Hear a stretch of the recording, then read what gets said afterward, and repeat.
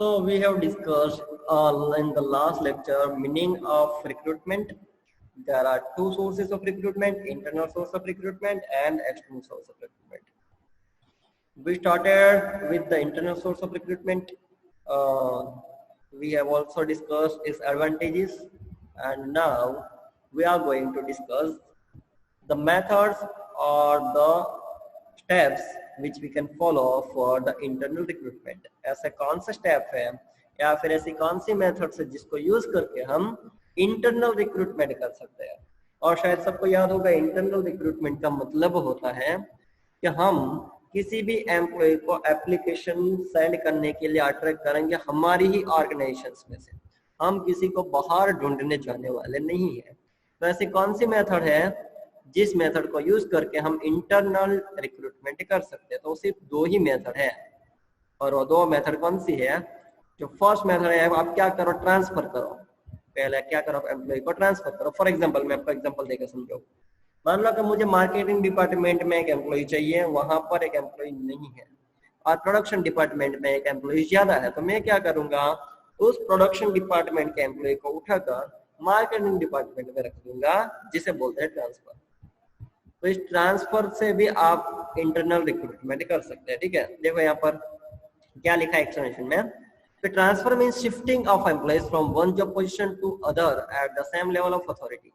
मैं सिर्फ करता क्या हूँ, एक एम्प्लॉय को एक जॉब पोजीशन से उठाकर दूसरी जॉब पोजीशन पर रखता हूँ, लेकिन उसकी अथॉरिटी सेम रहेगी। प्रोडक्शन डिपार्टमेंट में मान लो कि जितनी अथॉरिटी थी उतनी ही अथॉरिटी उसके पास मार्केटिंग डिपार्टमेंट में रहेगी। ना तो उसकी अथॉरिटी मैं इंक्रीज कर रहा हूँ, ना ही मैं उसकी अथॉरिटी डिक्रीज कर रहा हूँ। Okay, generally with the transfer there is no change in the compensation level. Okay, उसका जो कंपेंसेशन लेवल है वो भी सेम रहेगा, अथॉरिटी भी सेम रहती है, उसका कंपेंसेशन लेवल भी क्या रहेगा, सेम ही रहेगा, यानी कि उसकी सैलरी भी सेम रहेगी। There is no change in his rank, ना तो उसका रैंक चेंज होगा, ना ही उसकी रिस्पॉन्सिबिलिटी चेंज होगी, और ना ही उसकी प्रेस्टीज चेंज होगी। इट मीन्स के सारी चीजें यहाँ पर सेम रहती है, सिर्फ और सिर्फ उसकी जॉब पोजीशन चेंज होती है। फॉर एग्जांपल, चलो मेरा एग्जांपल दूं, तो मान लो कि मुझे पहले इकोनॉमिक्स पढ़ाने के लिए बोला गया, और बाद में इकोनॉमिक्स से उठाकर बोला गया कि आप बिजनेस स्टडीज पढ़ाओ। मेरी पोजीशन वही रहेगी, टीचर की पोजीशन रहेगी। ठीक है, मेरा कंपेंसेशन लेवल सैलरी थी उतनी सैलरी रहेगी, मेरा रैंक था वही रैंक रहेगा, मेरी रिस्पॉन्सिबिलिटी थी वही रिस्पॉन्सिबिलिटी रहेगी। पहले इकोनॉमिक्स की थी, अब बीएसटी की रहेगी। मेरी प्रेस्टीज जो थी वही रहेगी, उसे बोला जाता है ट्रांसफर। सिर्फ और सिर्फ क्या चेंज किया जाता है, जॉब पोजीशन चेंज किया जाता है, बाकी सब कुछ सेम रहता है, अथॉरिटी, रिस्पॉन्सिबिलिटी, रैंक, सैलरी, सब कुछ। तो उसे बोला जाता है transfer.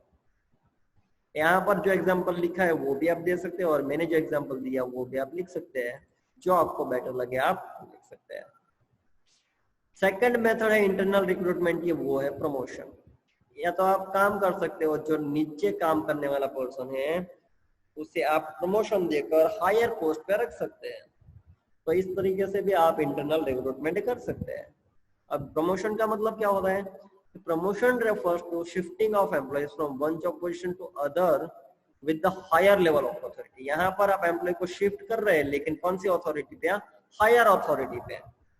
In promotion authority level, rank, responsibilities of employees and the Prestige improves और इंक्रीज। सीधी बात है, यहाँ पर एम्प्लॉय की पोजीशन भी चेंज होगी, एम्प्लॉय का अथॉरिटी भी चेंज होगा, उसका रैंक चेंज होगा, उसकी रिस्पॉन्सिबिलिटी चेंज होगी, उसकी सैलरी भी चेंज होगी, क्योंकि उसे अब हायर पोस्ट दी जा रही है, तो हायर पोस्ट पे सब कुछ चेंज होगा। Generally with the promotion there is increase in the compensation level और द सैलरी ऑल्सो, जैसे मैंने आपको एक्सप्लेन ऑलरेडी कर दिया है। यहाँ पर एग्जांपल दिया गया कि promotion of clerk to accountant post. आपकी कंपनी में कोई अकाउंटेंट नहीं है, तो आप क्या करोगे, क्लर्क को प्रमोट करके आप उसे अकाउंटेंट बना दो, तो उसे बोला जाता है प्रमोशन। अगर मैंने एग्जांपल दिया था उसमें दो, तो मान लो कि मैं इकोनॉमिक्स और बीएसटी पढ़ा रहा हूँ और वो पोस्ट से मुझे सुपरवाइजर बना दिया जाता है, तो उसे बोला जाता है promotion. That's it. So internal sources of recruitment, internal recruitment आप दो मेथड को यूज करके कर सकते हैं। एक, या तो आप ट्रांसफर करो, सेकंड या तो आप क्या करो, प्रमोशन करो। अगर आप ट्रांसफर करते हो एम्प्लॉय को, तो उसकी compensation level, authority, responsibility, rank, Prestige कुछ भी चेंज नहीं होगा, वो सब कुछ सेम रहेगा। और अगर आप प्रमोशन करते हैं तो आप उसे हायर पोजीशन पे रखते हैं, इट मींस कि उसकी अथॉरिटी, रिस्पॉन्सिबिलिटी, प्रेस्टीज और सैलरी, ये सारी चीजें आप उसकी क्या करते हो, इंक्रीज करते हो। ओके, सो ये दो मेथड से आप इंटरनल रिक्रूटमेंट कर सकते हैं। तो यहाँ पर जो इंटरनल रिक्रूटमेंट का जो टॉपिक था वो फिनिश हुआ। हम देख रहे थे कि रिक्रूटमेंट के टू सोर्सेस है, एक इंटरनल, तो इंटरनल हमने फिनिश किया। सेकंड सोर्स हमारे पास है वो है एक्सटर्नल सोर्स ऑफ रिक्रूटमेंट। अब हम एम्प्लॉय को कहाँ से लेने जाएंगे, बाहर से ढूंढने जाएंगे, हमारी कंपनी में से नहीं ढूंढेंगे। इंटरनल सोर्स यानी हम हमारी कंपनी में से एम्प्लॉय को ढूंढ रहे थे। अब एक्सटर्नल सोर्स ऑफ रिक्रूटमेंट का मतलब होता है कि हम हमारे एम्प्लॉय को बाहर से ढूंढने जा रहे हैं। चलो बाहर से ढूंढने कैसे जाएंगे, उसको क्या कहते हैं, इस मेथड को कैसे एक्सप्लेन किया जाता है। So when the candidates from the outside the organizations are invited to fill the vacant job position, that then is known as the external recruitment. हमारी कंपनी में जो खाली पोजीशन है, उस खाली पोजीशन को फिल करने के लिए हम बाहर वाले एम्प्लॉइज को क्या करेंगे, अट्रैक्ट करेंगे, उसे कन्विंस करेंगे कि आप लोग हमारी कंपनी में जॉब के लिए अप्लाई करो। उसे हम बोलते हैं external recruitment. I repeat once, external source of recruitment किसे बोलेंगे कि हमारी कंपनी में जो जॉब पोजीशन खाली पड़ी हुई है, तो जॉब पोजीशन को फिल करने के लिए हम बाहर वाले एम्प्लॉइज को कन्विंस करेंगे कि आप लोग हमारी कंपनी में जॉब के लिए अप्लाई करें। उसे हम बोलेंगे external source of recruitment. Okay, तो इसे बोला जाता है external source of recruitment. Second define भी दी गई है, अगर आपको लिखना है तो लिख सकते हैं, नहीं लिखना है तो फर्स्ट वाली बहुत बेटर है, तो छोड़ो, वो करनी ही नहीं है हमें। Okay, whenever large number of job position are vacant, then the external recruitment is preferred. अब देखो आपकी कंपनी में बहुत ज्यादा एम्प्लॉय की जरूरत है या फिर बहुत खाली पोजीशन है, उस बहुत ज्यादा खाली पोजीशन को अगर आपको फिल करना है, तब जाकर आप एक्सटर्नल सोर्स ऑफ रिक्रूटमेंट का यूज कर सकते हैं। क्योंकि इंटरनल सोर्स में तो आपको ज्यादा से ज्यादा एक या दो एम्प्लॉय मिलेंगे, उससे ज्यादा नहीं मिलेंगे।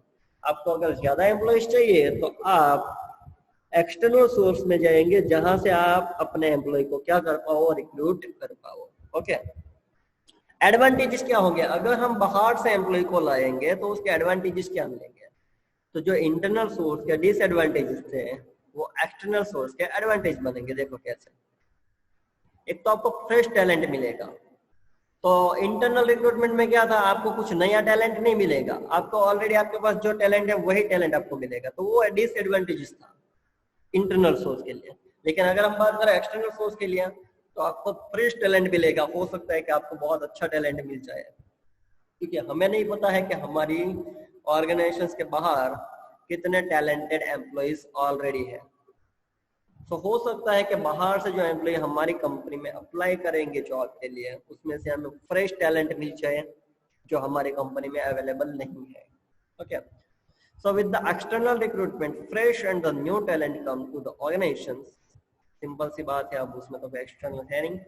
सेकंड बेनिफिट क्या है, वाइडर चॉइस। आपको चॉइस भी बहुत ज्यादा मिलेगी। तो याद करो, इंटरनल रिक्रूटमेंट में आपको चॉइस नहीं मिलती थी। क्यों? क्योंकि आपके पास एक या दो एम्प्लॉइज ही थे, उसको ही आपको ट्रांसफर और प्रमोशन करना था, तो वहां पर आपको चॉइस नहीं मिल रही थी। लेकिन अगर आप एक्सटर्नल सोर्स के साथ जाते हैं, आपको यहाँ पर बहुत ज्यादा चॉइस मिलेगी, क्योंकि आपके सामने थाउजेंड्स ऑफ एप्लीकेशंस आएंगी। उस थाउजेंड्स ऑफ एप्लीकेशन में से आप जो आपको अच्छे लगे उस एम्प्लॉय को सिलेक्ट कर सकते हैं। इट मींस कि अगर आप एक्सटर्नल सोर्स ऑफ रिक्रूटमेंट में जाते हैं तो आपको चॉइस बहुत ज्यादा मिलेगी। थर्ड बेनिफिट क्या मिलेगा आपको, क्वालिफाइड पर्सनल। आपको जो पर्सनल मिलेगा ना वो क्वालिफाइड मिलेगा। क्यों? क्योंकि आपने ऑलरेडी क्राइटेरिया फिक्स किया होगा। जब आपने एडवर्टीजमेंट की होगी तब आपने ऑलरेडी मेंशन किया होगा कि आपको किस टाइप के एम्प्लॉइज चाहिए, यानी कि कैसी स्किल वाले और कैसी क्वालिफिकेशन वाले एम्प्लॉइज चाहिए। तो आपकी कंपनी में ऐसे एम्प्लॉइज ही अप्लाई करेंगे जिसके पास वो क्वालिफिकेशन हो और जिसके पास वो स्किल हो। इट मींस कि आपको जो एम्प्लॉय मिलने वाले हैं वो क्वालिफाइड पर्सनल ही मिलेंगे। फोर्थ बेनिफिट क्या है एक्सटर्नल सोर्स ऑफ रिक्रूटमेंट का, वो है लेटेस्ट टेक्नोलॉजिकल नॉलेज। जो आपको नए एम्प्लॉय मिलेंगे वो लेटेस्ट टेक्नोलॉजिकल नॉलेज वाले होंगे। क्यों? क्योंकि सिंपल सी बात है, मान लो कि आपकी कंपनी में जो पहले से एम्प्लॉय है वो आपकी पुरानी टेक्नोलॉजी से ही फेमिलियर होंगे। लेकिन जो नए एम्प्लॉय आप जो सिलेक्ट करने वाले हैं वो मार्केट में नया सीख कर आए हैं, फ्रेश होकर आए हैं, तो मार्केट में जो लेटेस्ट टेक्नोलॉजी चल रही है उसका उसके पास नॉलेज होगा। तो आपको लेटेस्ट टेक्नोलॉजिकल नॉलेज वाले एम्प्लॉय मिल सकते हैं अगर आप एक्सटर्नल सोर्स ऑफ रिक्रूटमेंट में जाते हैं तो। एंड जो लास्ट इंपॉर्टेंस या फिर लास्ट बेनिफिट है एक्सटर्नल सोर्स का, वो क्या है? Competitive spirit.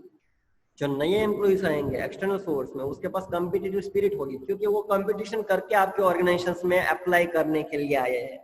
और आपके पास जो पुराने एम्प्लॉइज है वो कंपटीशन में नहीं होंगे, क्योंकि उसके पास जॉब सिक्योरिटी होगी, वो आराम से अपनी जॉब फिक्स कर चुके होंगे, तो वो इतने ज्यादा कॉम्पिटेंट नहीं होंगे as compare to a fresher employ. So आपको जो एक्सटर्नल सोर्सेस ऑफ रिक्रूटमेंट में से जो एम्प्लॉय मिलेंगे ना, वो कैसे मिलेंगे? कॉम्पिटिटिव स्पिरिट वाले मिलेंगे कंपेयर टू आपके एग्जिस्टिंग एम्प्लॉइज। ठीक है, so these are the advantages of external recruitment. Now let's discuss the disadvantages of external source of recruitment, because I always say if anyone have advantages that have also demerits. First जो demerit है वो क्या है? The moral of existing employees goes down or falls. जो आपके पुराने employees है उसका मोरल डाउन होगा। क्यों? क्योंकि उन लोगों को ऐसा लगेगा कि आपकी कंपनी जो नए एम्प्लॉइज आए उन लोगों को ज्यादा इंपॉर्टेंस दे रही है, या फिर वो लोग उनसे ज्यादा इंटेलिजेंट होंगे, तो शायद उसका मोरल डाउन हो सकता है। ठीक है। Second, the new employees may not adjust in the rules and regulations of the organizations, which means more chances of turnover. हो सकता है कि जो नए एम्प्लॉइज आपके ऑर्गेनाइजेशंस में आएंगे वो आपकी कंपनी के रूल्स एंड रेगुलेशंस से फेमिलियर ना हो, ना ही उसको वो कंफर्ट लगे, तो हो सकता है वो आपके ऑर्गेनाइजेशन छोड़ के चले भी जाए। इट मीन्स कि एक्सटर्नल सोर्स का यह सबसे बड़ा लिमिटेशन है कि अगर जो नए एम्प्लॉइज आते हैं वो आपके ऑर्गेनाइजेशंस के रूल्स एंड रेगुलेशंस के साथ कंफर्ट फील नहीं करते हैं, तो हो सकता है कि वो आपके ऑर्गेनाइजेशन छोड़ के चले भी जा सकते हैं। थर्ड डिसएडवांटेज क्या है? It's an expensive as to invite the outsider to apply for the job. देखो ये जो एक्सपेंसिव मेथड है, क्यों? क्योंकि इसमें आपको क्या करना पड़ता है? एडवर्टाइजमेंट करनी पड़ती है, या फिर किसी एजेंसी को आपको कमीशन देना पड़ता है, तब जाकर आपको नए एम्प्लॉय मिलेंगे। आपको सिलेक्शन की प्रोसेस करनी होंगी, उन लोगों को ट्रेनिंग देनी होगी, तो ये बहुत सारी प्रोसीजर आपको फॉलो करनी होगी जब आप एक्सटर्नल सोर्स ऑफ रिक्रूटमेंट में जाते हैं तब। तो हो सकता है कि जो आपके मेथड है वो हो सकते कि एक्सपेंसिव होगी। And last thing, lengthy process lengthy है। क्यों? क्योंकि सबसे पहले आप सबको अट्रैक्ट करोगे, सब लोगों को ऐड करोगे कि हमारी कंपनी में ये जॉब पोजीशन खाली है, उस पोजीशन के लिए हमें ऐसा एम्प्लॉय चाहिए जिसके पास ऐसी क्वालिफिकेशन हो, जिसके पास ऐसी स्किल हो। फिर वो लोग धीरे धीरे आपकी कंपनी में अप्लाई करेंगे। एप्लीकेशन रिसीव करने के लिए आपको टाइम लगेगा, फिर एप्लीकेशन को प्रोसेस करने के लिए टाइम लगेगा, फिर सारे एम्प्लॉयज को एक के बाद एक को बुलाना, तो प्रोसेस बहुत लेंदी हो जाएगी। So these are the 4 demerits of external recruitment. You have to learn it. And now the last topic is common methods of external source of recruitment. ऐसे कौन-कौन सी methods है जहां से हम एम्प्लॉयज को रिक्रूट कर सकते हैं एक्सटर्नल सोर्स को यूज करके। जैसे हमने देखा था कि इंटरनल सोर्स के सिर्फ 2 ही मेथड थी, एक या तो आप ट्रांसफर करो या तो आप क्या करो, उसे प्रमोशन दो। 1 ही मिनट में मैं आ रहा हूँ, सिर्फ 1। ओके, सो ऐसे कितनी मेथड्स है जहां से हम एक्सटर्नल सोर्सेस ऑफ रिक्रूटमेंट कर सकते हैं, यानी कि बाहर से एम्प्लॉय को ला सकते हैं, बाहर से एम्प्लॉय को अट्रैक्ट कर सकते हैं ताकि वो हमारी कंपनी में अप्लाई करे। ऐसी कितनी मेथड है? सो फर्स्ट जो मेथड है, याद रखना बहुत डिफिकल्ट नहीं, बहुत इजी है, सिर्फ आपको मेन टॉपिक याद रखना होगा और अंदर का समझना होगा। Direct recruitment. आप क्या करो, डायरेक्टली रिक्रूटमेंट करो। वो कैसे? तो करोगे क्या, सिर्फ आपकी कंपनी का जो मेन गेट होगा वहां पर आप एक नोटिस लगा दोगे कि हमारी कंपनी में इस टाइप के एम्प्लॉइज चाहिए। आप कहीं पर भी ऐड करने नहीं जा रहे हो, कहीं पर भी किसी को पूछने नहीं जा रहे हो, सिर्फ और सिर्फ आप क्या कर रहे हो, अपनी कंपनी का जो गेट है वहां पर आप एक बैनर लगा देते हो और बोलते हो कि हमें यहाँ पर ऐसे एम्प्लॉइज चाहिए, जो भी इंटरेस्टेड है कंपनी में अप्लाई कर सकता है। तो उसे बोला जाता है डायरेक्ट रिक्रूटमेंट। ओके, देखते हैं चलो इसमें क्या लिखा है। Sometimes the organizations paste notice at the gate of their office or the factory or the workshop stating the vacant job position. Okay, जैसे मैंने आपको बताया the people who are interested in those jobs walk in for the interview, और जो लोग यहाँ पर interested हो गए वो डायरेक्टली जाएंगे कंपनी में इंटरव्यू के लिए।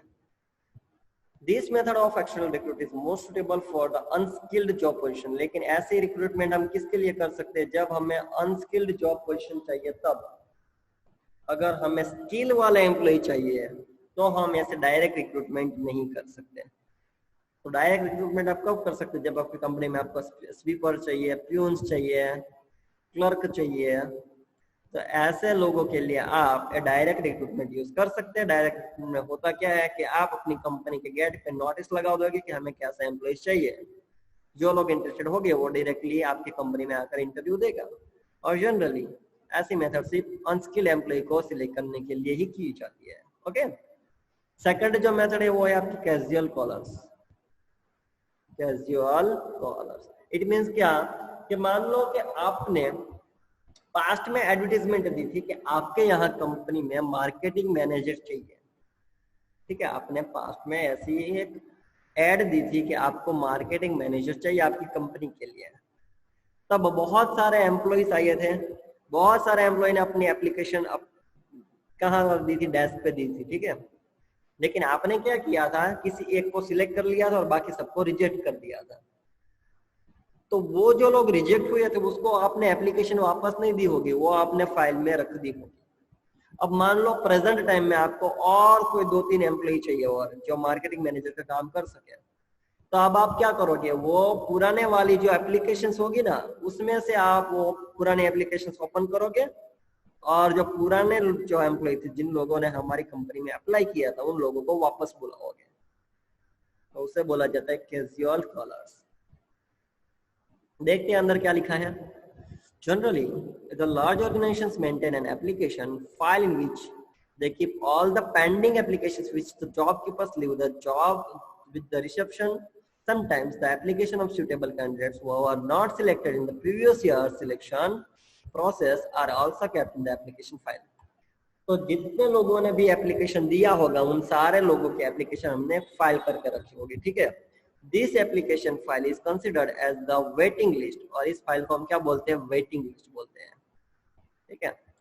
तो उस वेटिंग लिस्ट में से आप फिर से सबको कॉल करोगे जो आपको सुटेबल लगे और उसे वापस बुलाओगे और उसे बोला जाता है कैजुअल कॉलर्स। तो शायद ये मेथड भी आपको क्लियर हो गई। थर्ड मेथड जो आपके पास है वो है एडवर्टीजमेंट।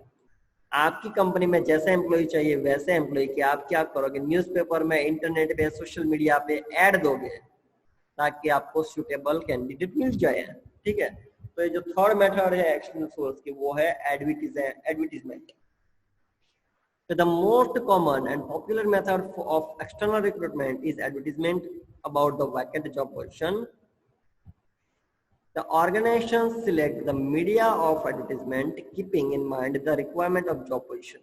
अब कंपनी कौन से मीडिया यूज करके एडवर्टीजमेंट करेगी वो डिपेंड है कि आपको कैसा एम्प्लॉय चाहिए, ठीक है।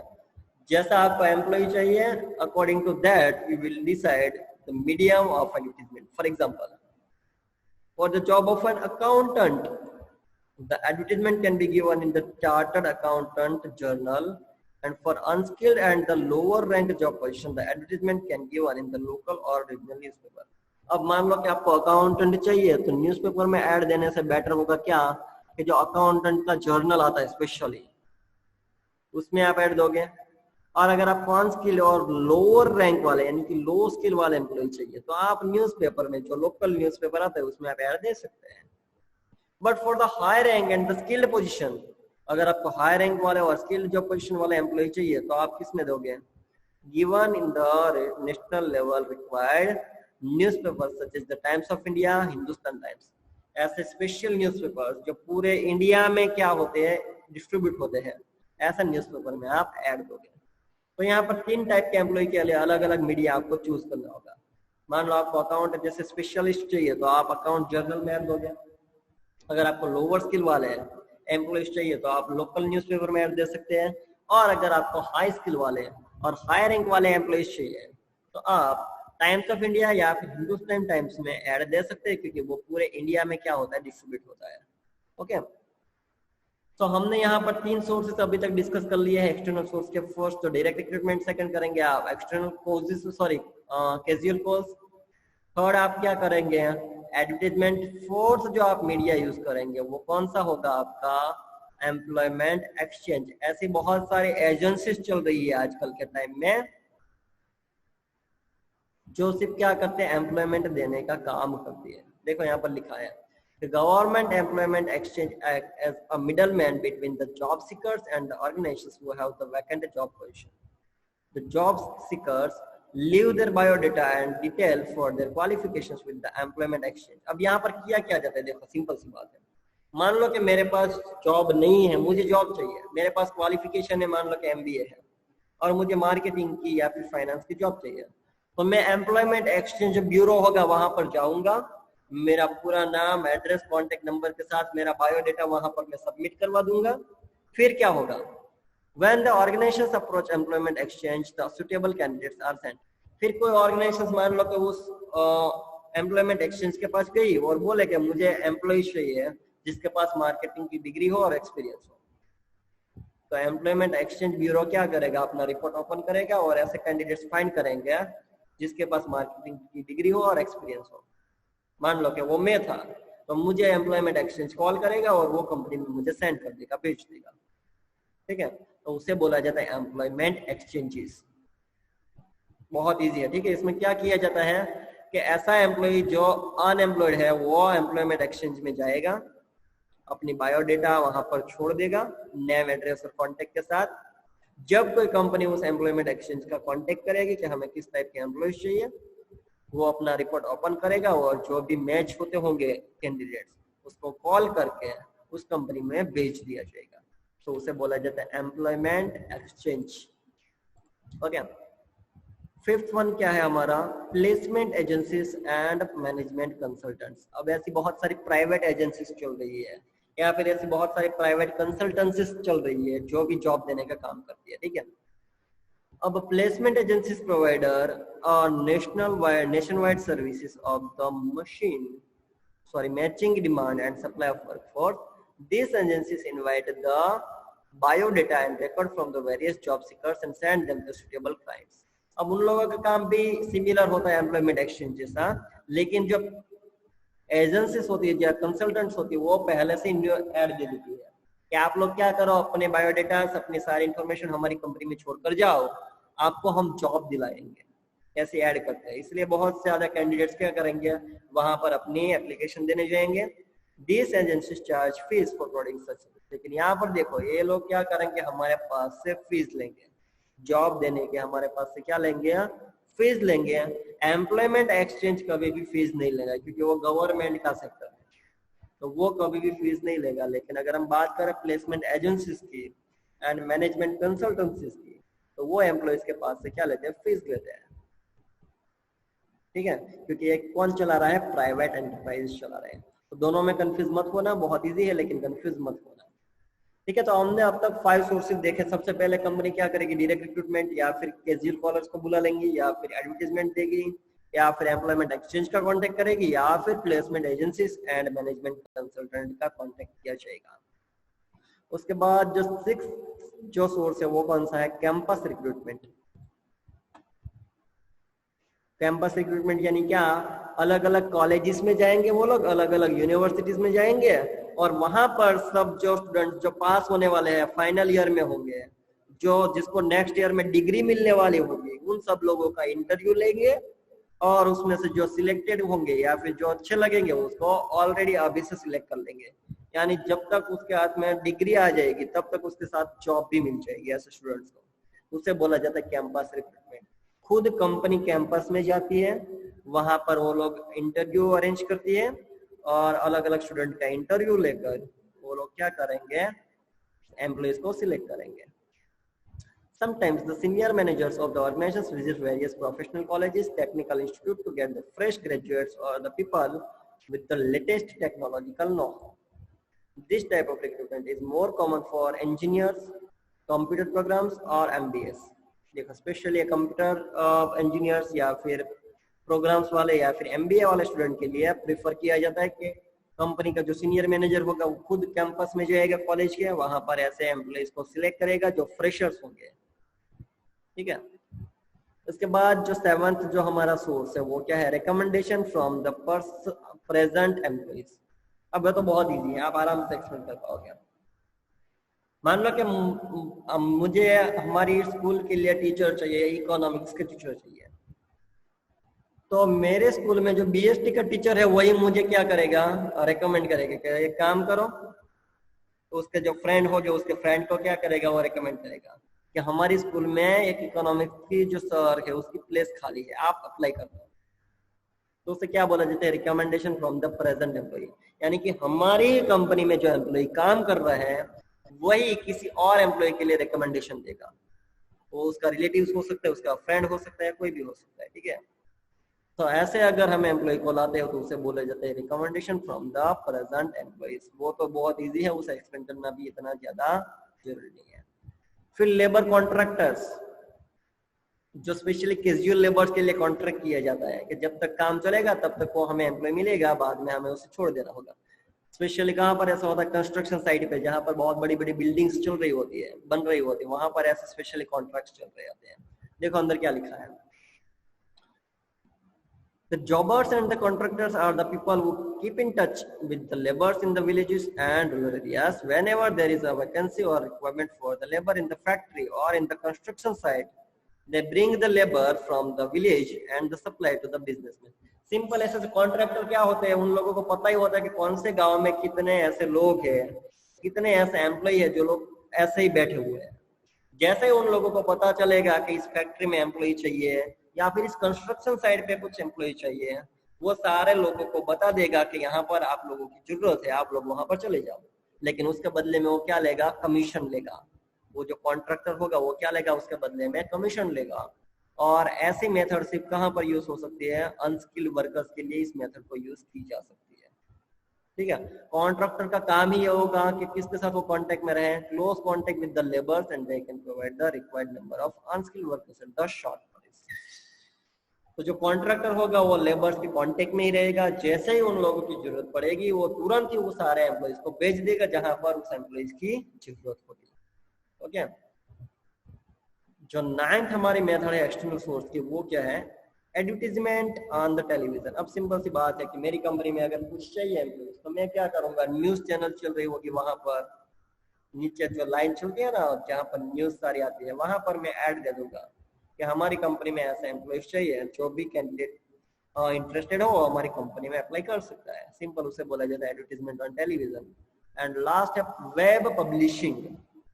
वेब पब्लिशिंग यानी कि आप इंटरनेट पे जो एडवर्टीजमेंट डालते हो उसे बोला जाता है वेब पब्लिशिंग। अब बहुत सारे ऐसे वेबसाइट है, for example naukri.com, monster.com, indeed.com, job.com, ऐसी बहुत सारी वेबसाइट है। वहां पर क्या करोगे, अपनी कंपनी में जो भी जॉब खाली है उस जॉब के लिए एडवर्टीजमेंट डाल दोगे। फिर जो भी कैंडिडेट अप्लाई हो, जो भी कैंडिडेट इंटरेस्टेड होगा वो उस साइट पे जाएगा और देखेगा कि मेरे लिए कोई जॉब है या नहीं। अगर होगी तो वो जाकर उस कंपनी में क्या कर देगा, अप्लाई कर देगा, ठीक है। सिंपल सी बात है। तो यहाँ पर एक भी सोर्स ऐसा नहीं है जो आपको समझने में या फिर एक्सप्लेन करने में डिफिकल्ट लगे, लेकिन आपको सारे मेन हेडिंग याद रखकर आपको समझने होंगे।